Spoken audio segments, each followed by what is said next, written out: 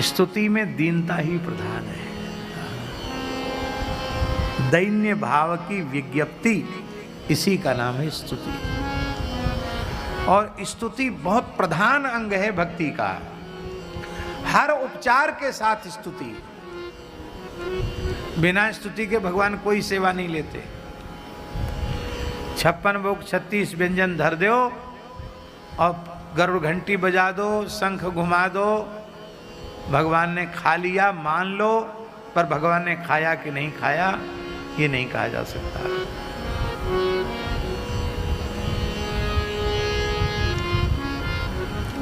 तब क्या करें, भोग न लगावें।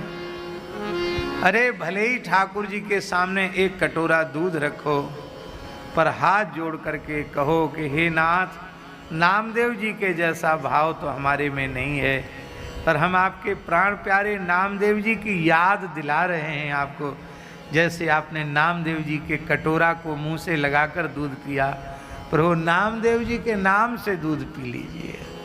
आप प्रभु आप इसे स्वीकार कर लीजिए। ठाकुर जी पी लेंगे। खिचड़ी ही बनाओ, 56 भोग मत बनाओ, पर कहो प्रभु कर्मावाई जैसा प्रेम तो हमारे में नहीं है, पर ये कर्मावाई की खिचड़ी है।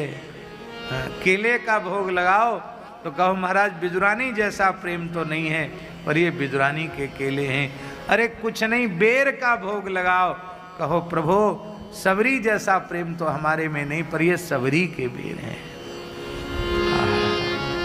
भक्तों की याद करा कर ठाकुर जी को जी माना।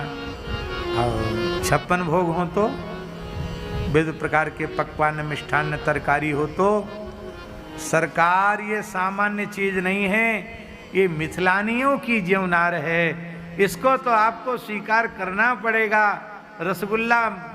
रसगुल्ला जैसे मुखारविंद में रसगुल्ला पधराना ही पड़ेगा।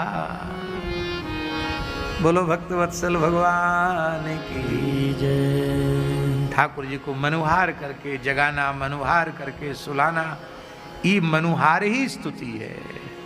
स्तुति प्रधान अंग है। और स्तुति में हम नहीं कहते आप संस्कृत में बोलो, आपकी जो भाषा उसी में स्तुति करो। सारी भाषाएं भगवान से ही पैदा हुई हैं, इसलिए आपके अपने मन की हृदय की भाषा हृदय बिहारी पढ़ते हैं। आप गद्य में पद्य में कैसे भी ठाकुर जी से प्रार्थना करो, प्रभु आप स्वीकार कीजिए। भगवान स्वीकार करते हैं।